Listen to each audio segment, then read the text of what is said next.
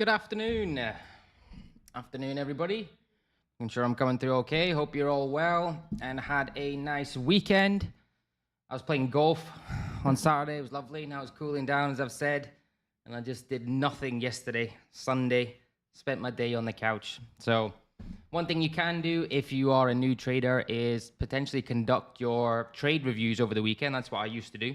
Still do it sometimes, but not as much anymore because obviously I'm more selective. I haven't taken a trade recently, but one thing that's good when the market is closed. Hey, Vijitan, Lam. Am I saying that correctly? Vijitan. Good to see you. Lam, how you doing, pal? Hope you're well. So yeah, when the market's closed, obviously you've got things moving, right? So the emotional aspect, maybe you're in a trade or not there, but or not in a trade. But the weekend, it's all closed, and you can have a look through, a fresh perspective on why the trade either won or why the trade lost. So that's something that you can do over the weekend that will help your trading. Ian, how you doing, mate? Good to see you. Hope you're well.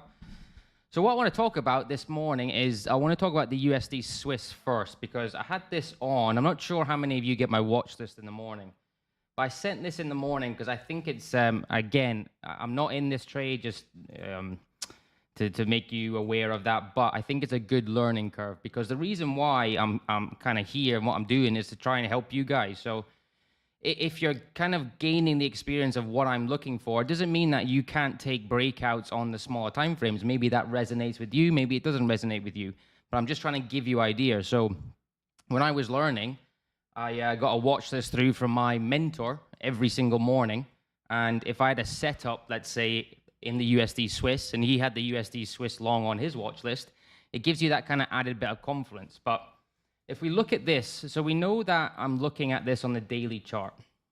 All right, so this is still potentially on. We're getting our potential A, possibly B, to come back and give us a C wave to go long. That's what I'm looking for in terms of a breakout retest. However, if we look at the smaller time frame, so I had this USD Swiss on this 30-minute chart. Context here. Notice where I've taken my level. Right? I'm not taking, some people purely use wicks, some people purely use closures. For me, it's the most respected area. So the most respected area, you can just kind of, by using your eyes, you look at the closures here on this candle, the wicks here on this little, on these candles here, and the closures here. So for me, this is the most respected area. Now, in terms of our setup, I'm a bottom-up trader, so I look for the setup first, and then I go for a higher time frame confluence as well. We look at this larger V reversal, and then after that V reversal, we've got our A, B, C. So our C wave has knocked out these stops at A wave, and then look what's happened. As soon as those stop locations has probably been taken out, we move to the upside.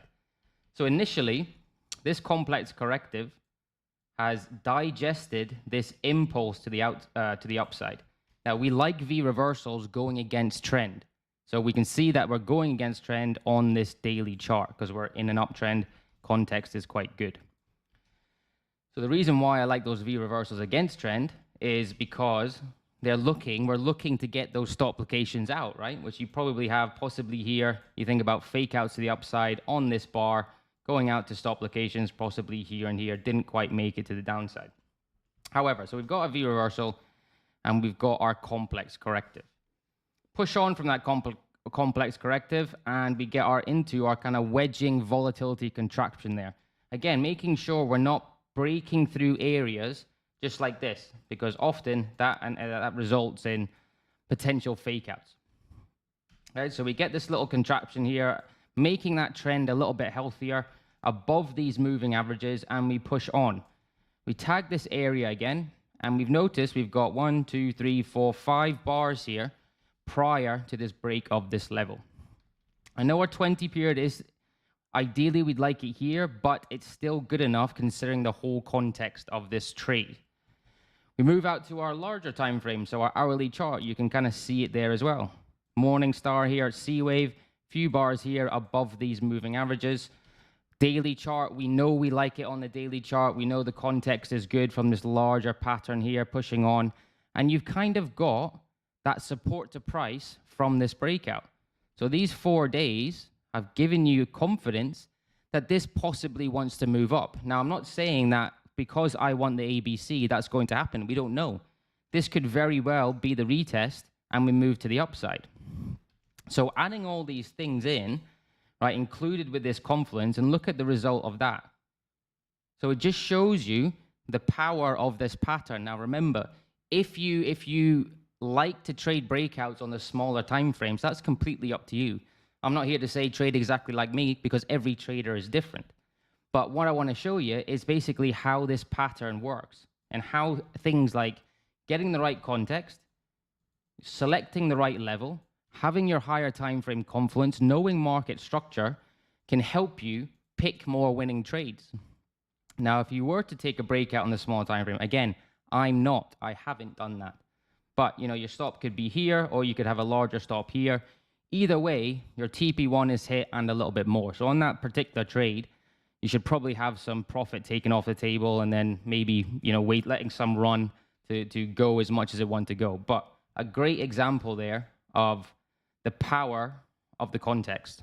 So USD Swiss, fortunately, like a lot of things this month, I've not set up, but it's a good example for you guys on what I like to see. I'm still looking at this on the daily. So if this turns into our B wave, if it does come back down and gives us our C, then yeah, I can take this to the upside. But in terms of a breakout or a breakout retest on the smaller time frames, it is obviously gone. So again, we look at the volume. I know the volume is starting to come in during that break. Okay, I know this is over Asia, right? Fair enough. You expect lowering volume over Asia, but the volume is starting to come in on, it's not a very good arrow, but on that breakout. So there you go. Very nice context there, just nothing that I got in on, unfortunately. Okay, SPX. Now the SPX, I'm going to still go neutral, even though we're looking okay. We've tagged this resistance area. This is the problem with it, you know, having a corrective and pushing through. We've got a lot of resistance areas to price. For me to go full-blown risk on, we need a break and close above this area. But we also have come from a decent impulse to the upside. So if we get, again, very slight reload here, it could turn into a head and shoulders and a potential trade for us, or for me. But I would just want this digested just a little bit, or possibly correcting through time rather than through price, letting that 20 catch up before it breaks to the upside, because I would just be wary of a break and a fake, right? Because of where we've come from. We know, we've seen that a lot, that if it does kind of break a little bit extended, it's liable for a snapback. So what I would like to see, even though this is good, right? You kind of got a potential indication there on this 4-hour bar that it wanted to move to the upside. For me, even seeing that bar, we could have been involved in a complex just to digest this move a little bit. However, we did push on. I just want to see a little bit more here. Let that 20 catch up. Make it a bit healthier to take this to the upside. Again, ideally, you'd get something like this. And I would be a lot more confident in the index moving forward. Now, even if you get that, what's the most important thing is we get that fluidity. So we have seen the yen weakening off. We've seen the Swiss weakening off during this period, right? Certainly from here, this break. We've seen the yen weakening off. We've seen the Swiss weakening off. That's a good sign.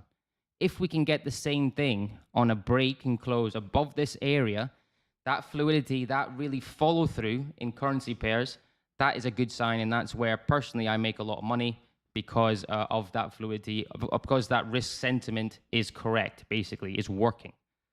So the SPX looks good for upside. Might need a little reload, but ultimately we want a break and close above that area. Dollar as well.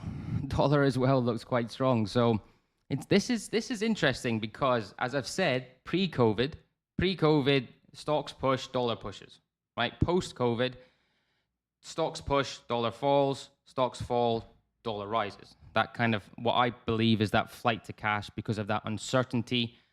During COVID, people are scared. They're not really sure what to invest in, and they just basically hold their cash. However, whether the tide is turning now, we'll have to wait and see. But the dollar looks not too bad. We're getting a slight head and shoulders here on the 4-hour chart. You could also look at it the other way around, head and shoulders up here. However, price action is indicating that this dollar potentially wants to move to the upside. Does look good on smaller time frames. See, we've broken through these highs now. And not only that, we see from this impulse, this is a nice corrective, right? This is nice price action. That bend at the end of the trend, pushing on, broken through these highs. Let's see if we get price acceptance above here. Daily chart looks good, right? This bearish engulfer hasn't taken. So you'd expect from this hammer bar, this engulfer, possibly a little bit of downside movement, and we've not got that. We're resilient here at this level. So if we can get this period of accumulation, it could be a trade for me to the upside. But I like, now that we've kind of discredited the hammer bar and the bearish engulfer, we're being resilient like the SPX has been. This doesn't look too bad for upside movement in the dollar. Again, I would wait for a probably closure above these highs, but considering the whole structure on this DXY, it doesn't look too bad, you know. It doesn't look too bad. Good 4-hour engulfer on that 20 period. The 4-hour chart looks good. Yeah, my bias is dollar strength. It has to be right now. There's nothing there telling me that you should be selling the dollar right now, you know. And certainly a break above this area, which will be a break above that bearish engulfer, gives you that added confidence, I think. So yeah, stocks are looking okay and the dollar's looking okay. So if you've got a setup in that dollar, possibly on a retest of this area, that would make sense. But yeah, I like it. You know, I like the dollar. Potential dollar longs. Okay, watch this today. Bitcoin. Bitcoin, I haven't had this on for a while. On this daily chart, we are getting our potential head and shoulders here on the daily. Broken through this area on a little bit of volume, which is good. We are currently in our retesting phase, and it's possibly coming in a ABC corrective. Love to earn, love from India. Cheers, mate. Appreciate that. Hope you're well. The good thing about this corrective is we are, even though we've got good volume on the breakout, there is relatively higher volume here. However, we're getting reducing volume on this corrective. The opposite side of this trade is, are we coming from impulse, loss of momentum, harder reset, right? So that's the bullish perspective for Bitcoin. However, if we get a catalyst here, because we are underneath the moving averages, potentially, if I zoom in so you guys can see that better, potentially a hammer, I mean, ideally, you get a hammer bar like this on volume, on that 20, on that 200, taking out those stops at A wave, on a bit of volume, that for me would be a trade to the downside. So there is double perspective there where it could be we are coming from this section, we could be corrective from this impulse, and we move to the upside. Yes, obviously there's a risk to every single trade. Not everything's going to be, or 99% is not going to be perfect. But if we do get a hammer bar here at this area, it would be a trade I take to the downside, purely because the context there, and we have had some very big bearish bars and a break of that level. So yeah, I'll keep an eye on Bitcoin. I quite like the idea of shorting it. Everybody's always bullish Bitcoin, but you know, if we get a setup there, the risk reward on Bitcoin is quite large, and you can get some decent moves out of it if you're on the right side of price action. Okay, China 50. This one's a little bit frustrating. One I've been watching for quite some time. Looked good on Friday, but has opened up quite bullish. So this bar was quite nice. You're thinking, right, if we get another bearish bar here, potential breakout to the downside. So I'm waiting to see if this breaks this swing high here. If it does, we've got to take it away, unfortunately. Something that I've been watching for ages.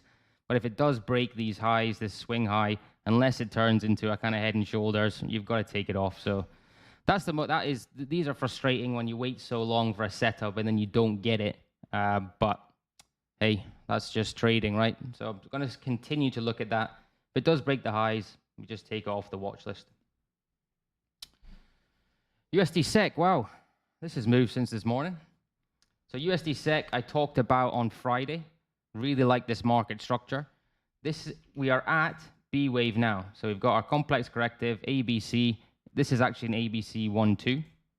So we've got A, B, C, 1-2, and then push on, which is a kind of addition to the ABC pattern, but still a bullish pattern. So it's just adding a 1-2 structure in before a push to the upside. So this is technically working out at the moment very nicely. We can take breaks. So I can take breaks of B wave. However, obviously I can take a break just pushing through now. I need a little bit more. So if we consider this our cup structure, our basing structure, we need to digest this bar particularly and let that 20 period catch up to take that breakout to the upside.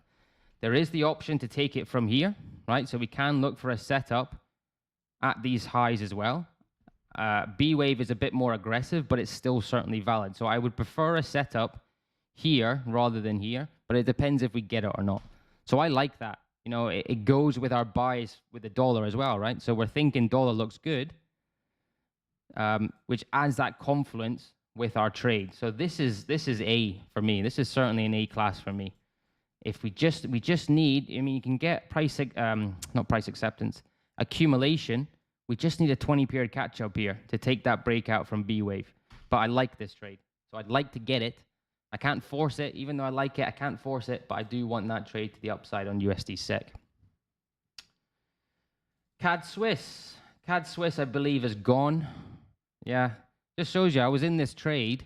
Who's here? Ian, you remember this trade, right? We're in this trade, and unfortunately got knocked out due to this movement to the downside. Our bias was right, and we've kind of V-reversaled back up. So this V-reversal was good on the daily. This daily now looks pretty nice, you have to say. Breaking through with gusto from this corrective. However, what I was looking for on the 4 hour was a bigger structure here. So we've had a slight possibly fake out. I mean, I wouldn't be taking a breakout at this level from here, from this push. Maybe if we get a larger additional structure here to go to the upside, it could be a trade we take because that daily is very nice. But let's see what this does. There is a possibility that this continues to move to the upside and we can't get in. But yeah, unfortunately got stopped out on this move. So we were looking okay. Stocks wobbled, CAD Swiss wobbled, and now we're moving back to the upside. So hey ho, what can we do? And finally, EA. EA is another one that I like. So on this 4 hour chart, let's look at the daily first. Larger V reversal in that channel corrective, and it looks to be breaking out of this channel corrective. So this is nice so far from a larger time frame confluence, right? Larger time frame daily context is good. Bearish engulfer here, decent push through. We'd like to see a break underneath that 20. However, we will get that break if it sets up. So the level's here. So this looks really nice on the 4-hour. You can see that corrective a bit better on that 4-hour. We've got our area here. It's harder to see the structure, but it is there, of this cup with handle V reversal. There's just not enough at this section. Remember, the most important area of the breakout is just prior to the break.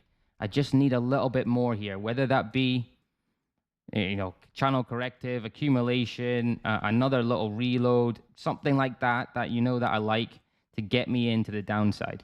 But I really like this trade as well. Unfortunately, a lot of things that's happening over summer that I really like haven't really set up. However, again, we add in our risk sentiment to this trade. We add in this daily confluence to this trade. It adds like a few factors and a bit more confidence of taking EA to the downside. I just need, from that technical aspect, a little bit more here. So this is good. I mean, simplistic things, right? We're coming from this move to the downside. We can see that corrective. Nice little bit of consolidation. Nice little bit of price action. It's ready to move. We've got our context here. We're now underneath these moving averages. We're breaking out of that daily channel. This all looks good to the downside. I just need a little bit more. So this could be a trade for 4, 8, 12, 16, maybe tomorrow US session, possibly Wednesday morning London. But I just need a few more 4-hour bars. Let that 20 catch up. Let that really accumulate, ideally on lowering volume as we go along to take it to the downside. So yeah, EA I really like, and that USD SEC are probably my two favorites. Actually, I like Bitcoin as well. I like USD Swiss. I like all of them. USD Swiss unfortunately just went, so if you're tuning in and you want to see a good example of context at the start of the video, but those four I do really like. But hey, let's see if we get them, right? Let's see if we get them. That's me. If you want me to look at anything, let me know now, and I'll have a quick scan. Hopefully, I can start. If I get one of those setups, I'll start my 200 grand challenge. Just can't start it yet. But if I do get one of them, I certainly will start it and do it then. USD CAD. Let's have a look at USD CAD. Remember, it is a Monday. Mondays sometimes a little bit. Not many fundamental drivers, to be honest with you, on a Monday, so you might not get massive moves. USD CAD, we were looking long, right? Here. The retest wasn't very nice. This bar is certainly bearish. My bias actually now would be to the downside. So because it looks to be like a failed breakout retest on this daily chart, we could be heading, if we zoom out, right? And remember, I talk about this quite a lot. Could this be it could be head and shoulders, slight kind of loss of momentum, could be heading for a kind of movement down or a harder reset. I don't think it's the nicest chart, Lam, to be honest with you. I'm not really convinced it's the nicest chart, certainly on that daily. However, this 4-hour doesn't look too bad. If I clean this up a little bit, we're really looking for our next support area. Your kind of major support is down there for trend, I would say. That's what I would consider. So you think we're having a decent 4-hour bar here. Right? That's not a bad 4-hour bar on a bit of volume. Path of least resistance, I can't speak today. Path of least resistance is to the downside. So maybe you're in pullback mode for continuation. You put a trend line on it. There's not a very nice trend line, but there kind of is there. Maybe get a pullback somewhere to there before continuation. Again, dollar looks okay, so if it does break out, it could move to the upside. I don't like the chart, Lam, to be honest with you. I just don't like that chart. I don't think there's any major trend there. You know, there's no real major trend here. But if I had to give my bias, it may be to the downside, but I would wait for confirmation. Possibly here, roughly about here, if you get a catalyst like you've seen a few times on that 20 on that trend line, then might be a good time to enter. Confirmation above this level, or for longs, break out of this structure to the downside for continuation to the upside. That would be my bias, waiting for that real confirmation to go short or long, I would say. I got in short on Euro Pound. Euro Pound. Oh, that was a decent trade, was it not, Rohan? Euro pound from this area, yeah. So Rohan told me about this context. I didn't actually see it. When was it? On Friday. Context was good there, right? The daily context was good. V reversal, nice channel corrective, tagged that area, little reload, and we went to the downside. I don't know whether you you got in on that breakout, right? So whether you got in that breakout, I'm not really sure. It's had a large retest. Now, obviously for me, this is not a retest I take to the downside, right? But you got your lining in the sand there on this particular bar on that 200 that it wants to move to the downside. So broken through this structure. For me, so Rohan, if you're in a breakout right here, let's say you're taking a breakout and your stop's above there. Today morning on the retest, so up here, I presume. So if you're taking a breakout, you've got to be thinking about taking some profits, right? Depending on how it fits your strategy or not. But certainly with these types of moves, you've got to be thinking of taking something here, I think, in my personal opinion, and then letting some run. But it does look good to the downside. Let's look at the daily. The only issue with it, right, is if this turns into potentially this to move to the upside. But your path of least resistance is down. The 4-hour looks good, right? Very similar to Bitcoin where you're getting these large bars, right? Certainly big bearish bars, but sometimes these do need to be digested. So although I like it, just be aware of this. Just be aware of that, I would say. But yeah, that's a good trade. If you took that breakout there, that was particularly a good trade, right? That again, similar to USD Swiss, right? You're seeing exactly what you want to see, and look at the volume on that breakout. Higher volume, lowering volume in accumulation, bang. Right? Again, with this, hiring volume on your catalyst, you could, if you want to consider that a breakout retest, you can. Yes, it was obviously failing at this area, but there we go. Simple things, right? Rejection of that 200, rejection of that 20, rejection of that resistance zone, higher volume, bang, off you go. Do you need fancy indicators? Do you need like all these oscillators and to see that? No. Look at look at that. You don't need anything fancy to see all this. This is why I believe simplicity is the best. Price action is king. You know, that's it. Very simple chart patterns as well. Very simple chart patterns. Similar with that USD Swiss. So USD Swiss, we know trend is up. Okay. We know we like V reversals against that trend. We know we like our ABC. We know we've probably got stopped out here, right? We can see we're above the moving averages. We can see slight accumulation. Bang, right? So even though this is coming down now, right, that's still a winning trade because you should be taking profits if your stops there or there. Very simple stuff, and they work. You know, it works. It's just getting that slight edge and playing that edge over a long period of time. That's it. And I know that's the hard part. I know it's very easy for me to say that, but price action is king, personally. I think most traders that have been in the market for, let's say, over 3-4 years, they'll probably start with all these indicators and stuff. And I'm not bashing indicators at all, right? People trade them profitably. I'm not bashing them. But a lot of traders will certainly reduce the amount of indicators they have on the charts as they progress through the years and simply use these things. Your eyes are your best indicators for me. Anyway. All right, guys, I appreciate you coming here. If you can like the video, that would help me a little bit. I appreciate that. I will be back on Tuesday. Also, a little word from the website. A little bit of announcement today on our Instagram in about an hour and a half. So if you don't follow me on Instagram, it's rt.forex. But if not, I'll see you guys on Wednesday. Cheers, guys. Trade safe.